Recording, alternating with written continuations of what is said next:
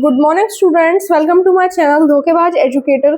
सो आज इस वीडियो में मैं आपके लिए लेके आ गया हूँ rapid revision class 9 cell the building block of life. या चैप्टर ऑफ बुक आ रही होगी आपकी। तो आज मैं आपके लिए लाया हूँ रैपिड रिवीजन। तो इसमें हम शॉर्टली सब टर्म्स को डिस्कस करेंगे जो इस चैप्टर में था, और एग्जाम पर्पज से वीडियो है totally.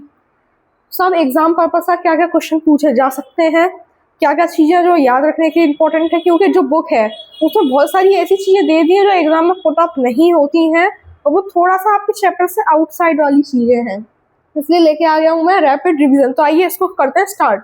Cell the building block of life. सबसे पहले करते हैं इंट्रोडक्शन पार्ट। तो सबसे पहला क्वेश्चन जो अराइज होता है, what is cell? Introduction. Cell is the basic structure and fundamental unit of life. Cell क्या एक basic structure and fundamental unit of life. यहाँ पे सेल का बेसिक डायग्राम दे दिया है, आई होप ये विजिबल हो। Cell membrane, cytoplasm, nucleus. तो सेल है 3 मेन पार्ट्स। सेल के 3 मेन पार्ट्स होते हैं, पहला सेल मेम्ब्रेन, साइटोप्लाज्म और न्यूक्लियस, ये याद रखिएगा। अब इसके बाद हम करें question that will be asked. कौन कौन से क्वेश्चन जो पूछे जा सकते हैं, आइए। Question dead cell was discovered by. Dead cell किसने डिस्कवर्ड किया था? लिविंग सेल किसने डिस्कवर्ड किया था? Dead cell was discovered by Robert Hooke in 1665। Robert Hooke होता है बट लिखते हुकी है, जो प्रोनाउंसिएशन होता है रॉबर्ट हुक होता है, इन 1665। इसमें डेड सेल को याद रखने के लिए ट्रिक है, जो कि क्लिप आपके सामने अभी आ रही होगी। स्टूडेंट्स, आज मैं आपको एक ट्रिक बताने वाला हूँ, जो कि मैं क्लिप ऐड कर रहा हूँ। रॉबर्ट हुक को याद करने की इन 1665 में उन्होंने डेड सेल डिस्कवर्ड की थी ना।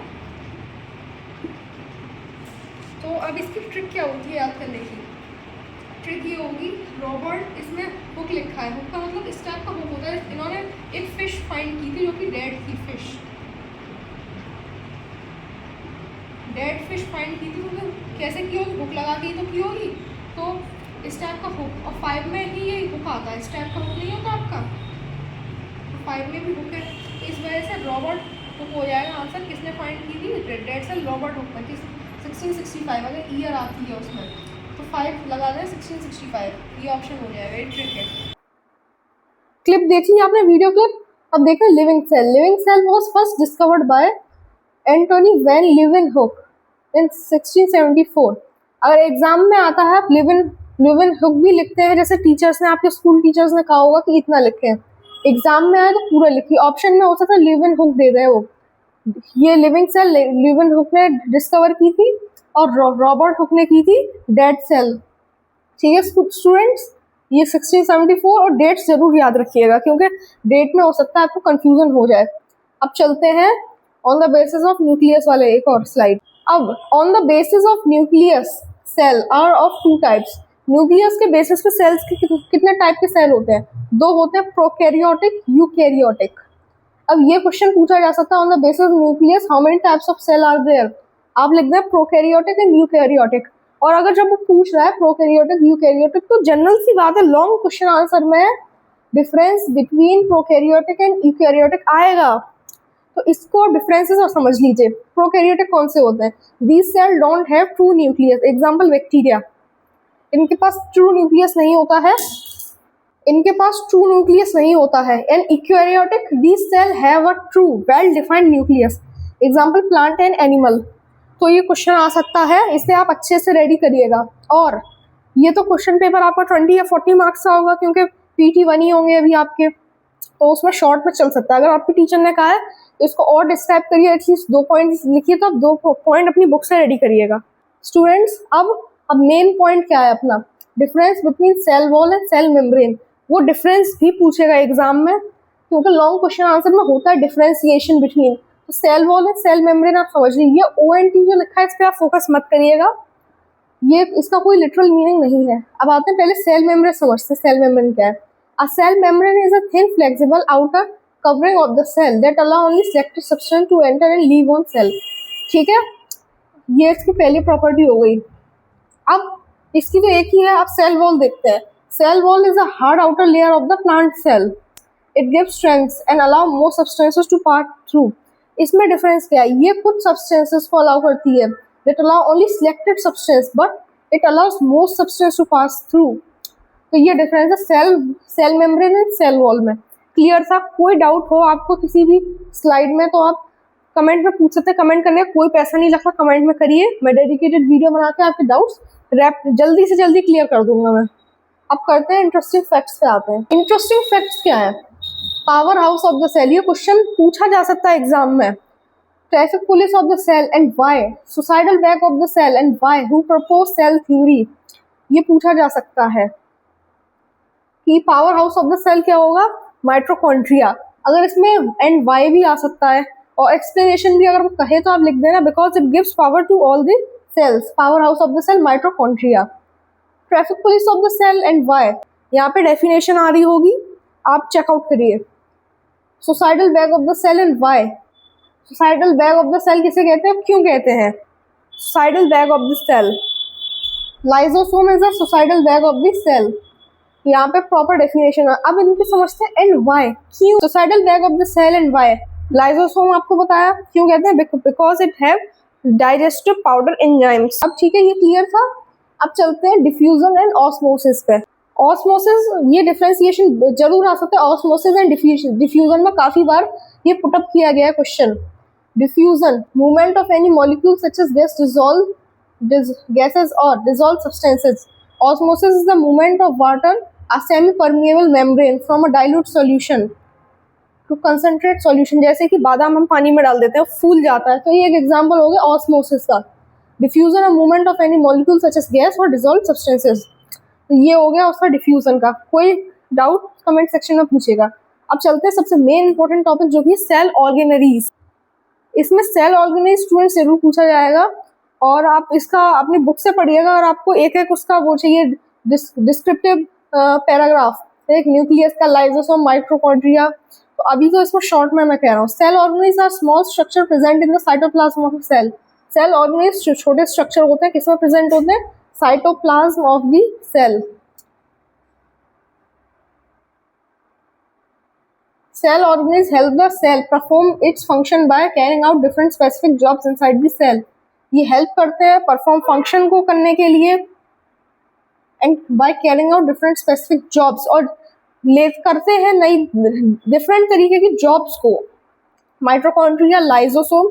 अब इसमें एक चीज है जो कि स्टूडेंट्स नहीं कर पाते, डायग्राम आता है, सेल का डायग्राम है, इसमें कुछ भी नहीं है। अगर आपको करना है, एक ऐसा गोल स्ट्रक्चर बना लो, उस पर पहले ऐसे 4 1 2 3 4 ऐसे ऐसे आप वो स्ट्रक्चर्स बना देना, इसका नाम हो जाएगा माइटोकॉन्ड्रिया। अब इसमें छोटे छोटे ऐसे दाने दाने बना देना, उसका नाम रख दो लाइसोसोम। और क्या कहते हैं, ऐसा ही एक इसमें स्ट्रक्चर आप रेडी कर लो, उसको स्मूथ एंडोप्लाज्मिक रेक्टिकुलम, SER। बीच में एक ऐसा ब्लू कलर का पार्ट बनाया, इसमें लाइसोसोम। फिर रफ एंडोप्लाज्मिक रेक्टिकुलम बना देना, जैसे स्मूथ बनाया था। इसमें दाने को राइजोसोम कहेंगे, जो ब्लू पार्ट है लिक्विड वो रफ एंडोप्लाज्मिक रेक्टिकुलम हो जाएगा। ठीक है, इसमें माइटोकॉन्ड्रिया जरूर बनाइएगा, क्योंकि अगर ये नहीं बनाया आपने तो अधूरा हो जाएगा डायग्राम। अब चलते हैं नेक्स्ट। स्टूडेंट्स से क्वेश्चन बहुत इंपॉर्टेंट है, एग्जाम में आएगा, 110% आएगा question. Cell division is the process by which new cells are formed from pre existing cell. Cell division एक प्रोसेस है जिससे कि सेल बनते हैं प्री एग्जिस्टिंग सेल। जैसे एक सेल है, उससे एक उसके पार्ट होंगे, 2 सेल बनेंगे, 2 के पार्ट होंगे, 4 सेल बनेंगे, ऐसे ही वो चलता जाएगा। There are 2 major types of cell division, mitosis and meiosis। इसमें 2 मेन टाइप के सेल डिवीजन होते हैं, मियोसिस एंड मीटोसिस। अब इसमें पढ़ते हैं meiosis and mitosis is important for normal growth, repair, maintenance and asexual reproduction। mitosis, इसमें आपको थोड़ा कंफ्यूजन होगा, यहाँ पे मीटोसिस होता है important normal growth, repair and maintenance and asexual reproduction, while meiosis is important for sexual reproduction for creating of genetic diversity। ये definition है, meiosis is important, यहाँ से meiosis का है और mitosis का यहाँ पे है। ये सेल डिवीजन के 2 important पार्ट्स हैं। ठीक है स्टूडेंट्स, क्लियर था? अब चलते हैं नेक्स्ट उस पर। स्टूडेंट्स अब हम करेंगे मीटोसिस एंड मियोसिस। उसमें क्या था, वो तो सेल डिवीजन की डेफिनेशन थी ना। अब मियोसिस की मीटोसिस की अगर प्रॉपर डेफिनेशन निकालें तो क्या होगी, समझते हैं पहले इसको हम। Mitosis, every human begin single life as a single fertilize egg. Mitosis में जो ह्यूमन बींग्स की लाइफ होती है, एक सिंगल फर्टिलाइज एग से ही शुरुआत होती है। This one cell divides repeatedly to form trillions of cell. जब ह्यूमन एक बनता है तो वो एक ही सेल से तो बनता है, सिंगल फर्टिलाइज एग से, तो उसमें ट्रिलियंस ऑफ सेल फॉर्म होते हैं। कैसे? एक सेल था, एक के दो पार्ट हुए, दो के और पार्ट हुए, फोर के और पार्ट्स हुए, एट के 16, ऐसे ट्रिलियंस ऑफ सेल डेवलप हो जाते हैं इन दी बॉडी। यहाँ पे स्पेलिंग मिस्टेक हो गई है, यहाँ पे सेल कर लीजिएगा आप। Increase in number through mitosis. Cell जो इंक्रीज होते हैं नंबर में, वो किसके प्रोसेस के थ्रू होते हैं? मीटोसिस के प्रोसेस के ही थ्रू तो सेल डिवीजन होता है, which is the most common type of cell division. ये कि बहुत ही common type of cell division है। Mitosis produces two genetically identical daughter cell from one parent cell. जैसे मैंने कहा एक सेल के दो सेल बन गए, ऐसे दो डॉटर सेल बन जाएंगे एक पेरेंट सेल के।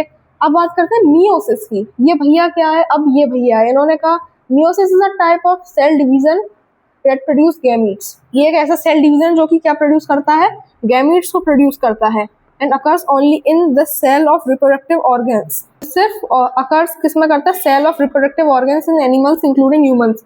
रिप्रोडक्टिव ऑर्गन्स में सेल डिवीजन करता है एनिमल्स और ह्यूमंस के में। Meiosis occurs only in cell of testis of male to produce sperm.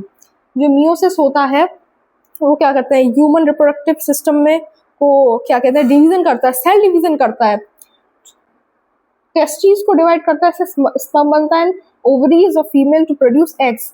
Cell division होता है ओवरीज में, इससे ही एग बनता है। और ये आप क्लास 8 में भी चैप्टर आया था, रिप्रोडक्टिव ऑर्गन्स वाला, रिप्रोडक्टिव सिस्टम वाला।